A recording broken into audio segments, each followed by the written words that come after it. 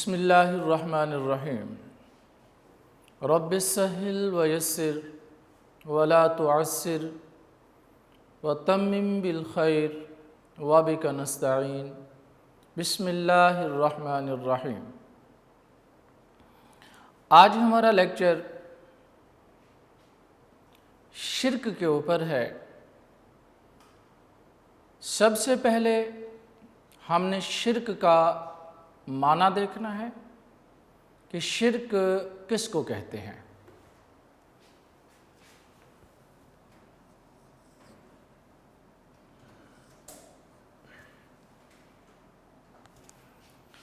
شرک کا لغوی معنی ہوتا ہے حصے دار سمجھنا، ساجھی سمجھنا، اور یہ عقیدہ توحید انسان کا پہلا عقیدہ ہے۔ اگر عالم ارواح کے لحاظ سے دیکھیں یا عالم دنیا کے اعتبار سے دیکھیں، عقیدہ توحید پہلا عقیدہ ہے۔ جب ہم عالم ارواح کے اندر تھے تو وہاں بھی ہمیں عقیدہ توحید کے بارے میں حکم دیا گیا۔ اس کا واقعہ کچھ یوں ہے، عالم ارواح کے اندر اللہ کریم نے تمام نبیوں رسولوں کے علاوہ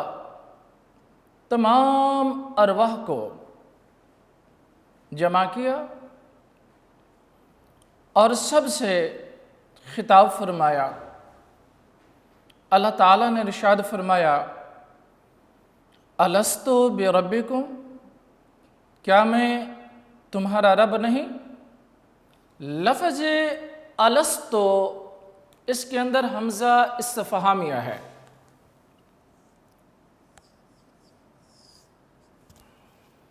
الستُ بربکم، کیا میں تمہارا رب نہیں؟ قالوا بلا، تو تمام روحوں نے جواب دیا، بلا، جی ہاں تو ہمارا رب ہے۔ عالم ارواح کے اندر ہم نے اپنے رب سے وعدہ کیا کہ ہم تمہیں وحدہ لا شریک مانیں گے، تیری ذات میں، تیری صفات میں، تیری ذات اور صفات کے تقاضوں میں کسی کو شریک نہیں ٹھہرائیں گے۔ وعدہ ہو گیا، انسان کو سبق اللہ تعالیٰ نے پڑھا دیا،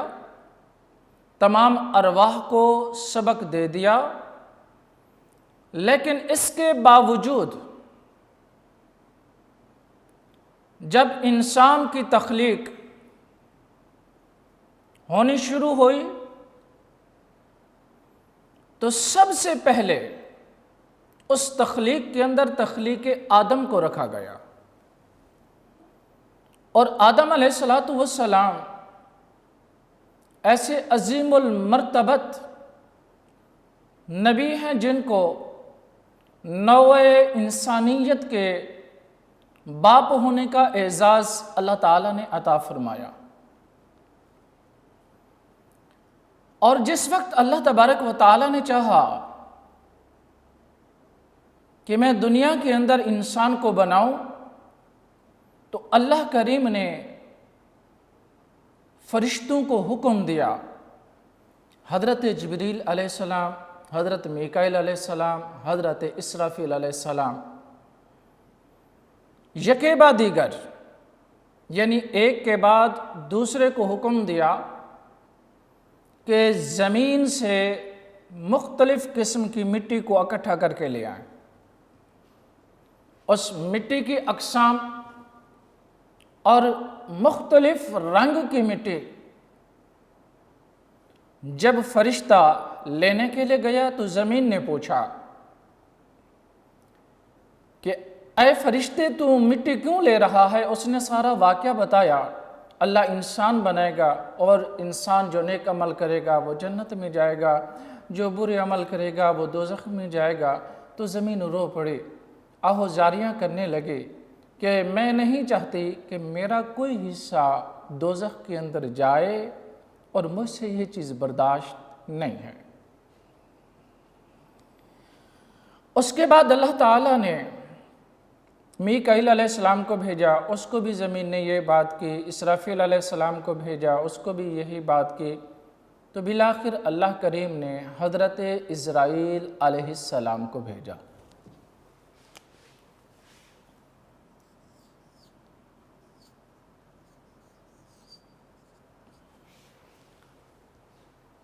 جب یہ فرشتہ زمین کے اوپر مختلف رنگوں کی مٹی اکٹھے کرنے کے لیے گیا تو زمین نے وہی بات کی جو ان سے پہلے آنے والے فرشتوں سے کی تھی، یعنی میری مٹی کیوں اٹھاتے ہو؟ تو انہوں نے جواب دیا انسان بنے گا، اگر انسان اچھے عمل کرے گا تو جنت میں جائے گا، اگر برے کرے گا تو دوزخ میں جائے گا۔ جب یہ بات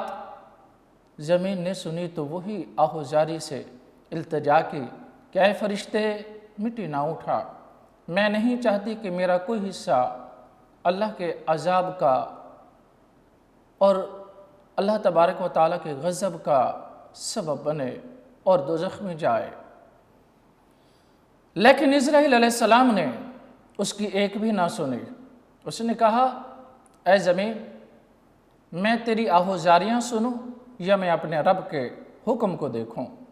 تو اللہ تعالیٰ کا حکم مانتے ہوئے اس نے اس کی آہوزاریوں کو چھوڑ کر اس حکم کو مد نظر رکھتے ہوئے تو مٹی لائی گئی۔ جب مٹی اسرائیل علیہ السلام لائے تو اللہ کریم نے جہاں آج بیت اللہ شریف ہے موجودہ، وہاں پر اس مٹی کو گوندھنے کا حکم دیا، اور یہ مٹی 40 دن تک حکم ہوا کہ اس کو گوندھیں۔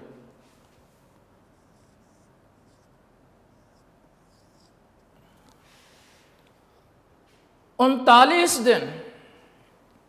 اس مٹی کو جو پانی دیا گیا وہ رنج و الم کا پانی تھا، وہ دکھ درد کا پانی تھا، وہ حزن و ملال کا پانی تھا، پریشانیوں، غموں اور مصائب و مشکلات کا پانی تھا۔ اور جب آخری دن 40واں تھا تو اس 40ویں دن اللہ کریم نے خوشی کا پانی دیا۔ تو اس لیے آج بھی اگر ہم غور کریں تو انسان زیادہ تر طبعی طور پر مغموم رہتا ہے، اس لیے کہ اس کی حقیقت ہی مغموم ہے کہ 39 دن جو پانی ملا وہ دکھ درد رنج و الم کا ملا، ایک دن پانی خوشی کا ملا۔ حضرت آدم علیہ السلام جب بن گئے، بڑا لمبا واقعہ ہے، اور جب یہ پہلا انسان دنیا پر ہوا تو یہ بھی عقیدہ توحید کا ماننے والا تھا اور عقیدہ توحید پر عمل کرنے والا تھا۔ جب حضرت آدم علیہ السلام بنائے گئے تو یہ اکیلے تھے۔ اس کے بعد حضرت حوا کو اللہ تعالیٰ نے ان کی پسلی سے پیدا کیا۔ حضرت حوا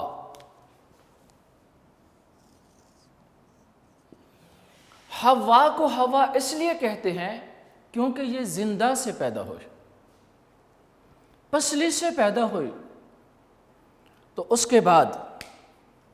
اللہ تعالیٰ نے سلسلہ اولاد عطا کیا۔ تو سلسلہ اولاد جب شروع ہوا، ان کی اولاد بڑھتی گئی اور مختلف دور دراز علاقوں میں منتقل ہوتی گئی۔ تو جیسے جیسے انسان کی پیدائش، انسان کی تخلیق بڑھتی گئی تو یہ دور دراز علاقوں میں جاتے گئے اور تعلیم سے دور ہوتے گئے اور جہالت کی طرف بڑھتے گئے۔ اور جب یہ اتنا دور چلے گئے کہ ان کے اندر اب کوئی دین کی بات، توحید کی بات اور اللہ تعالیٰ کی وحدانیت کی بات اور تعلیم دینے والا کوئی نہ رہا، تو ان لوگوں نے اس طریقے سے شرک کی ابتدا کی کہ جس چیز سے ان کو خوف ہوتا اس کا بھی دیوتا بنا لیتے اور دیکھتے کہ اگر اس چیز سے ہمیں نفع ملنا ہے تو اس سے بھی دیوتا بنا لیتے۔ یعنی مطلب یہ نکلا کہ شرک کی ابتدا یہ خوف اور فائدہ مندی پر ہوئی۔ خوف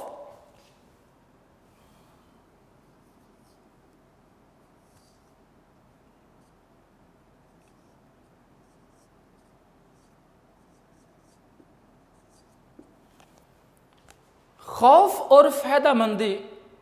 یہ وجہ بنی شرک کی کہ وہ لوگ جس چیز سے ڈرتے تھے اس کا بھی دیوتا، جیسے آگ کا کام ہے جلانا اور پانی کا کام ہے بہا کر لے جانا، زیادہ سیلاب کی صورت میں آ جائے تو بہا کر لے جاتا ہے، اور ایسے ہی آندھی کا کام ہے کہ گھروں کی چھتوں کو، گھروں کو اجاڑ دینا۔ تو ان لوگوں نے دیکھا کہ آگ جلا رہی ہے،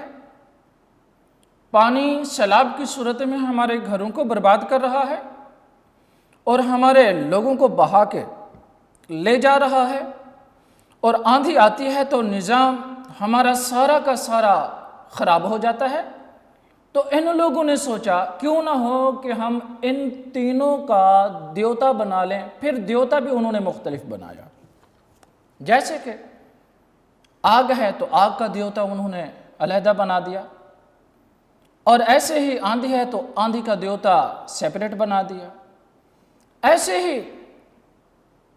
سیلاب ہے، پانی ہے تو اس کا دیوتا انہوں نے علیحدہ بنا دیا۔ تو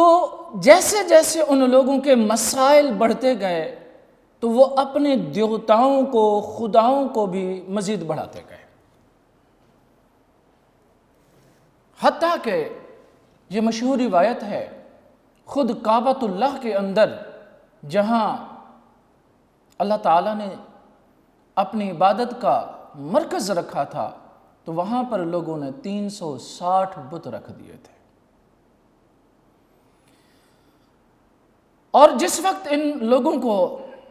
کسی چیز سے نفع ملتا تھا اور کوئی چیز فائدہ مند ہوتی تھی تو یہ لوگ اس کو اپنا دیوتا بنا لیتے۔ جیسے گائے ہے تو گائے ان کو دودھ دیتی تھی اور ان کی ضرورت کو پورا کرتی تھی، ان کی بھوک کو مٹاتی تھی، تو ان لوگوں نے جہالت کے سبب گائے کو بھی اپنا خدا بنا لیا۔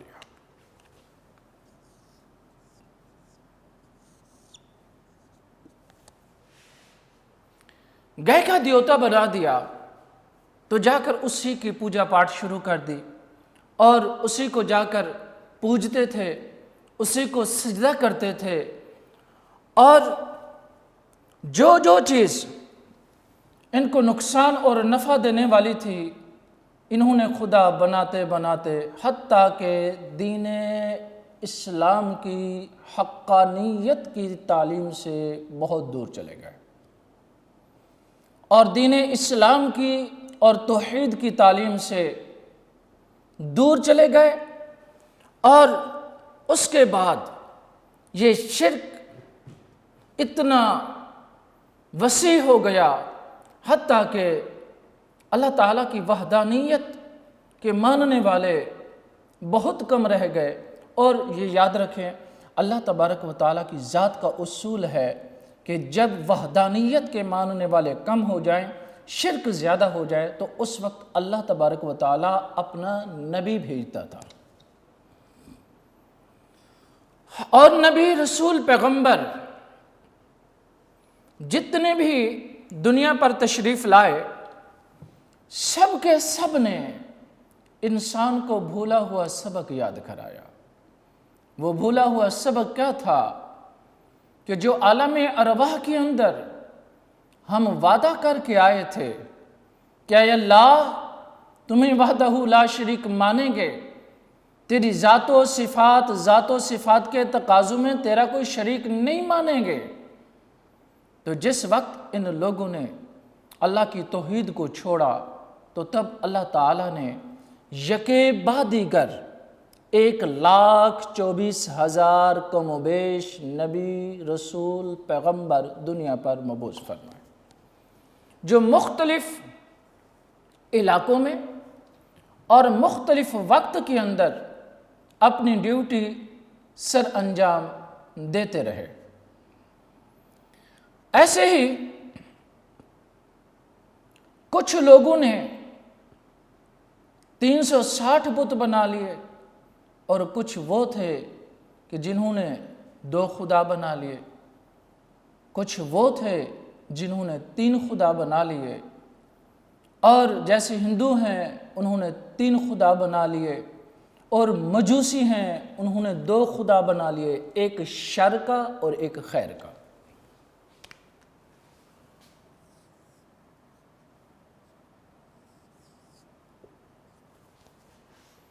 ایک شر کا انہوں نے خدا بنا لیا اور ایک بنا لیا انہوں نے خیر کا، یعنی جب کوئی ان کو بھلائی پہنچتی تو انہوں نے اس کا بھی دیوتا بنا لیا، اور جب کوئی مشکلات آتے تو ان لوگوں نے اس کا بھی دیوتا بنا لیا خیر کا۔ اور عیسائیوں نے عقیدہ تثلیث کو شروع کر دیا۔ عقیدہ تثلیث اللہ، روح اور عیسیٰ علیہ السلام، ان 3 کو انہوں نے خدا بنا لیا، تو اللہ تبارک و تعالیٰ نے اس بات کی نفی کر دی، وَإِلَٰهُكُمْ إِلَٰهٌ وَاحِدٌ اللہ تعبدوا الا ایاہ، خاص کر اللہ کی عبادت کرو اور اللہ کے علاوہ کسی کی عبادت نہ کرو۔ ایسے ہی ہندوؤں نے اپنے 3 خدا بنا لیے، برہما، وشنو اور شو، اور یہ مختلف قوموں کا طریقہ تھا اپنے زندگی کے اندر معاملات کو چلانے کے لیے، معاملات کو سنوارنے کے لیے۔ کبھی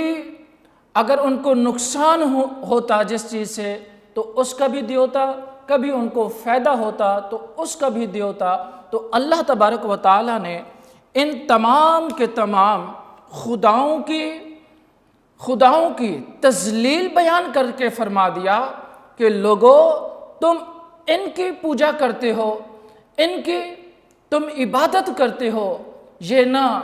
کسی کو نفع دے سکتے ہیں نہ کسی کو نقصان دے سکتے ہیں، اور نہ یہ اٹھ کر چل سکتے ہیں، نہ یہ کچھ عمل کر سکتے ہیں، تو یہ خدا کیسے ہو سکتے ہیں؟ تو اللہ تبارک و تعالیٰ نے بڑے دلائل کے ساتھ اس تمام کے تمام باطل عقیدے کو رد فرمایا۔ اللہ تعالیٰ ارشاد فرماتا ہے، ان الشرک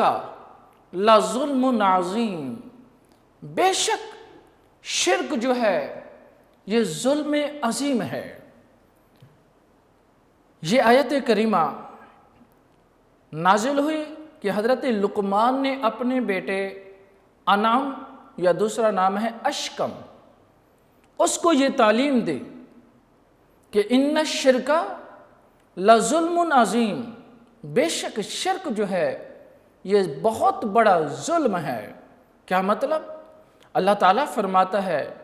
انسان دیکھ میں نے ساری کائنات تیرے لیے بنائی،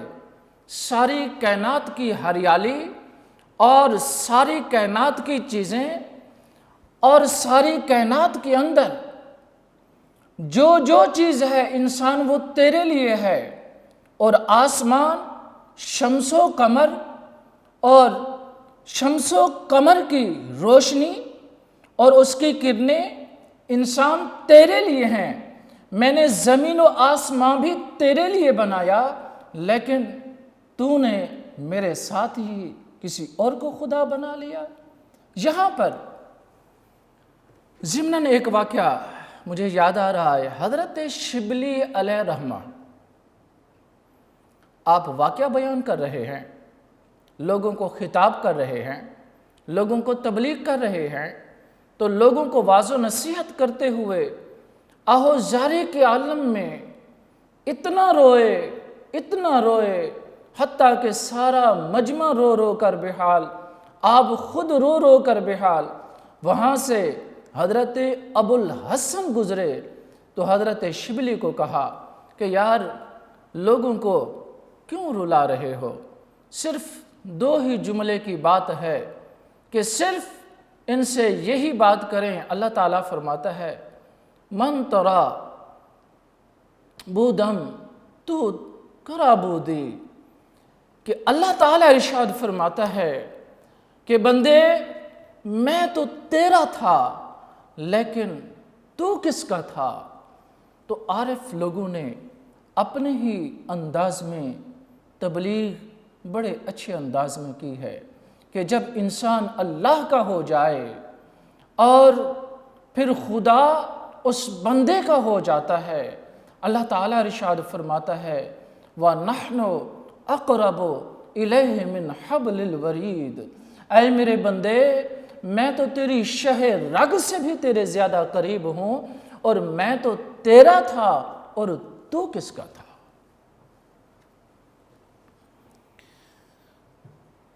ان الشرک لظلم عظیم،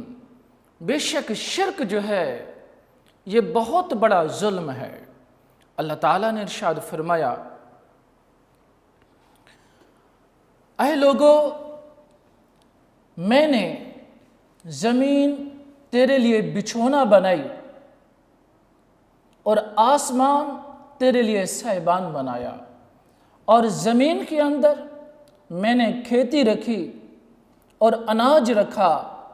پھل رکھے، انسان سارا کچھ تیرے لیے، اور آسمان کے اندر میں نے شمس و قمر کی روشنی کو رکھا تیرے لیے۔ اللہ تبارک و تعالی نے زمین کو بھی آسمان کو بھی اپنے موجود ہونے کی دلیل قرار دیا کہ اے میرے بندے دیکھ تو صحیح کہ میں نے پوری نظام دنیا کو قائم کیا تیرے لیے، آسمانوں کو قائم کیا تیرے لیے، اور زمین و آسمان کی تمام تر چیزیں تیرے لیے، اور انسان دیکھ تو صحیح، ذرا غور تو کر کہ چھوٹی سی چیز بغیر، جیسے میں نے پچھلے لیکچر میں ایک بات کی حضرت امام فخر الدین رازی والی، چھوٹی سی چیز بغیر چلانے کے نہیں چل سکتی، اور اتنی بڑی دنیا، اور پھر دنیا نہیں 18,000 عالم، اور شرح نبراس نے تو اس کو 81,000 عالم کہا، جتنا کم و بیش جتنا بھی ہیں، تو سارے کے سارے اللہ تبارک و تعالیٰ نے فرمایا انسان اگر چھوٹی سی چیز ہو، جیسے کہ میرے ہاتھ میں بورڈ مارکر ہے، جب تک میں اس کو چلاؤں گا نہیں تو یہ چلے گا نہیں۔ اگر ایک بورڈ مارکر چھوٹی سی چیز بغیر چلانے کے نہیں چل سکتی تو اتنا بڑا نظام عالمین کیسے چل سکتا ہے؟ نمبر 2، جب میں اکیلا اس کے ساتھ لکھنے والا ہوں گا تو لکھائی درست ہوگی، اور وہی کچھ ہوگا جو کچھ میں چاہوں گا۔ اگر میرے ساتھ کوئی اور دوسرا لکھنے والا آ جائے تو اس نے اپنی مرضی کے ساتھ لکھنا ہے، میں نے اپنی مرضی کے ساتھ لکھنا ہے، تو لہذا فساد برپا ہو گیا۔ اگر چھوٹی سی چیز ایک کے چلانے کے علاوہ خرابی کر سکتی ہے تو اتنا بڑا نظام ایک خدا کے علاوہ صحیح سلامت نہیں چل سکتا، اور اگر چند خدا ہو جاتے تو نظام کائنات، نظام عالمین برباد ہو جاتا۔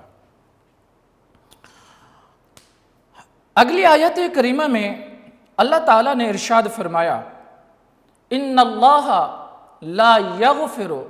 ان یشرک بہ ویغفر ما دون ذلک،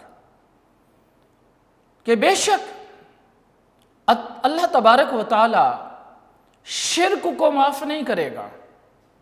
اور شرک کے علاوہ کوئی بھی گناہ ہو تو اللہ تبارک و تعالی اس کو چاہے تو معاف کر دے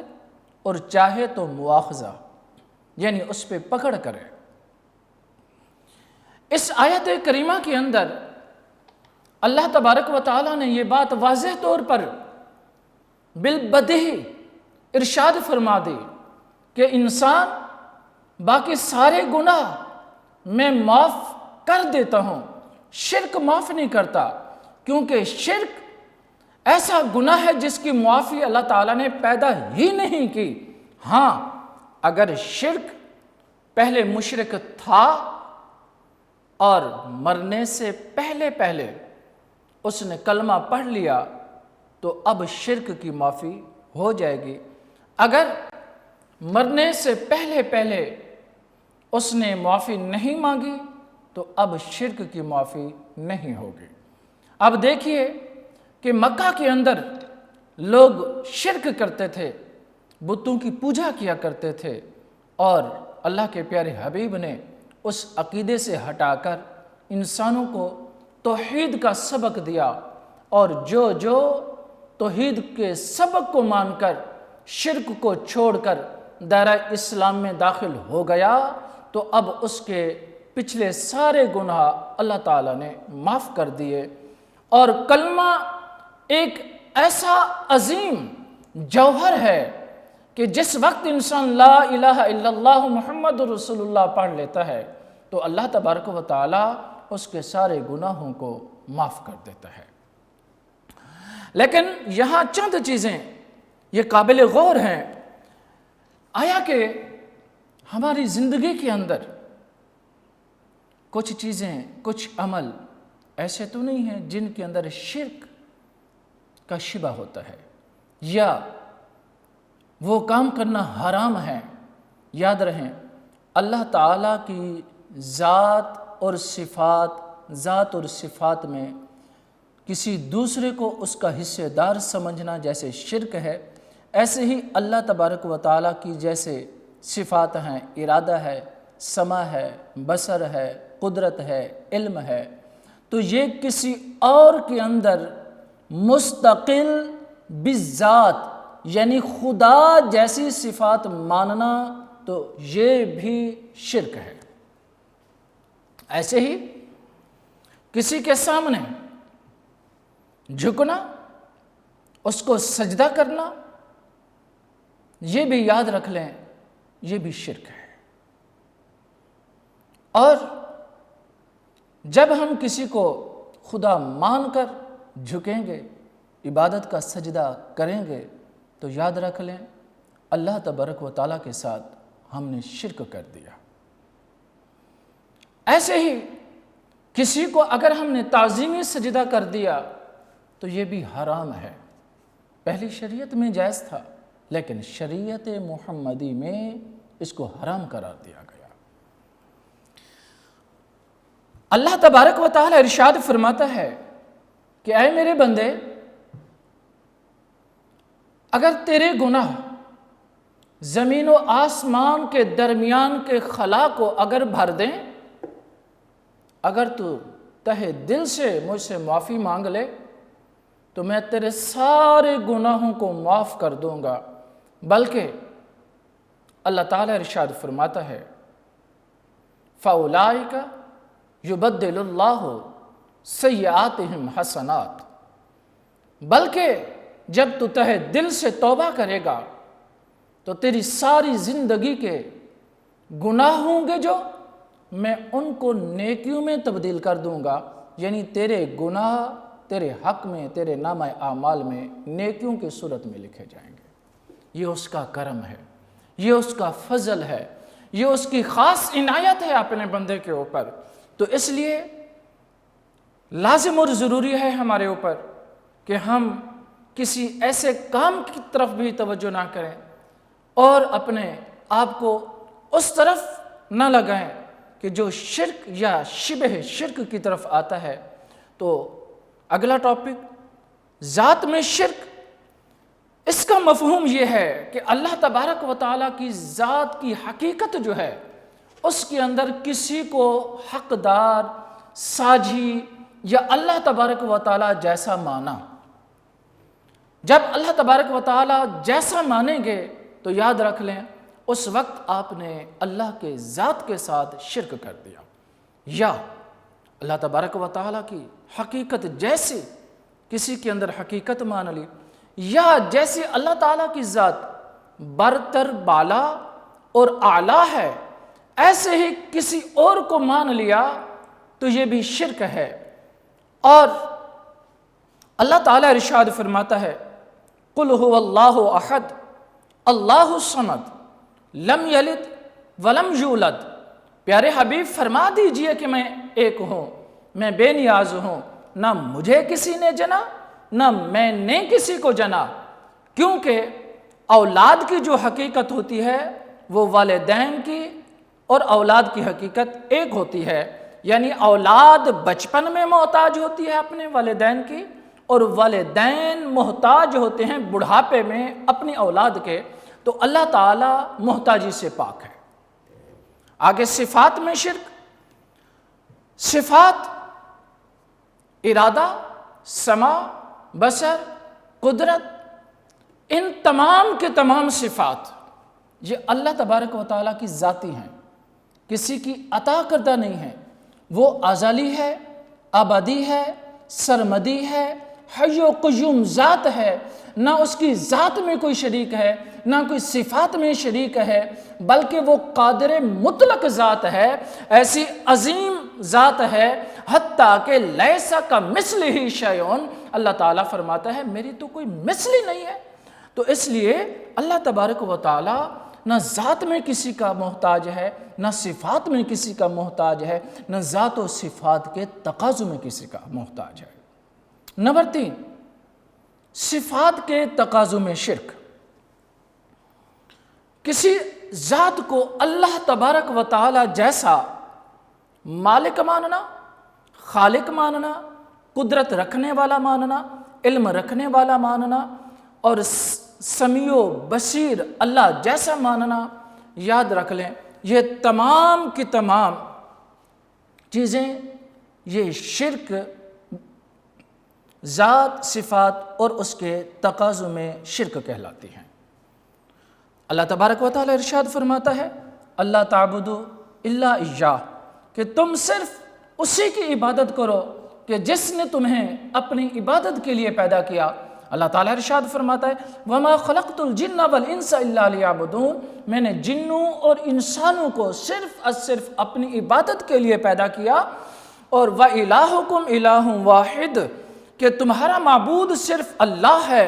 تو لا الہ الا ہو، اور اس کے علاوہ اور کسی کی عبادت نہ کرو۔ تو اللہ تعالیٰ ارشاد فرماتا ہے ان الحکم الا للہ،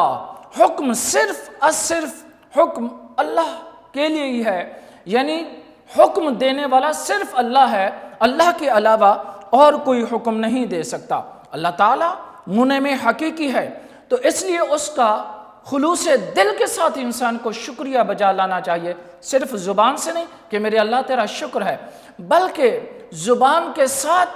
اس کے تمام عبادات، ریاضات، ذکر و اذکار کا مرکز و محور صرف وہی ذات ہونی چاہیے جس نے انسان کو پیدا کیا۔ اور بالخصوص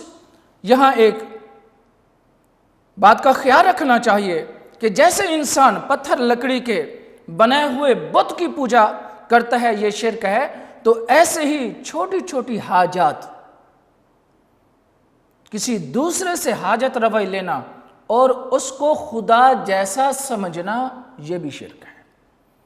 ایسے ہی مصائب و مشکلات میں کسی سے مدد مانگنا اور اس کو خدا جیسا سمجھنا، یہ بھی شرک ہے۔ اگر ہم نے اس طرح اپنے قول، فعل، عمل، کردار کے اندر یہ چیز اپنائی تو یاد رکھ لیں ہمارا عقیدہ توحید ختم ہو گیا، تو ہم مشرک ہو گئے۔ تو اسی بات کو اللہ تعالیٰ نے ارشاد فرمایا وَاتَّخَذُوا مِن دُونِ اللَّهِ، کہ اللہ کے علاوہ تم کسی کو مددگار ٹھہراتے ہو، الہ مانتے ہو، لعلہم ینصرون، نہیں، وہ تمہاری مدد نہیں کر سکتے۔ یاد رکھ لیں، اللہ کے علاوہ کوئی کسی کی مدد کرنا چاہے نہیں کر سکتا، تو اللہ تبارک و تعالیٰ نے اس بات کو سرے سے ختم کر دیا کہ لوگوں، الہ صرف میں ہوں، مدد مجھ سے مانگو، اور پوری اپنی زندگی کی ہر ایک حاجت کو مجھ سے مانگو۔ اگلی آیت میں اللہ تعالیٰ نے ارشاد فرمایا، لا یستطیعون نصرہم، کوئی طاقت نہیں رکھتا مدد کرے ان کے، وہم لہم جند محضرون، اور ان کے حق میں ایک فریق ہو جائیں گے لا حاضر کیے ہوئے۔ لیکن یاد رکھ لیں، اگلی آیت میں اللہ تعالیٰ ارشاد فرماتا ہے، امن ھذا الذی یرزقکم ان امسک رزقہ، بھلا وہ کون ہے جو روزی دے تم کو اگر اللہ تعالیٰ روزی بند کر دے۔ یاد رہے، اللہ تبارک و تعالیٰ اگر روزی بند کر دے تو کوئی انسان کسی کو روزی نہیں دے سکتا۔ اور آج دنیا پریشان ہے، لہٰذا اس حال میں کہ رزق کی کمی ہے، مشکلات ہیں، مصائب ہیں، تو ان تمام کے تمام چیزوں کا حل صرف یہی ہے کہ اپنے اللہ سے لو لگائی جائے، اپنے اللہ سے اپنی ہر مشکل کو پیش کیا جائے۔ جب اپنے اللہ سے مدد مانگیں گے تو وہ تمہاری ہر معاملے میں مدد کرے گا اور رزق بھی دے گا، پریشانیاں ختم بھی فرمائے گا۔ انشاءاللہ اگلے لیکچر میں ملیں گے۔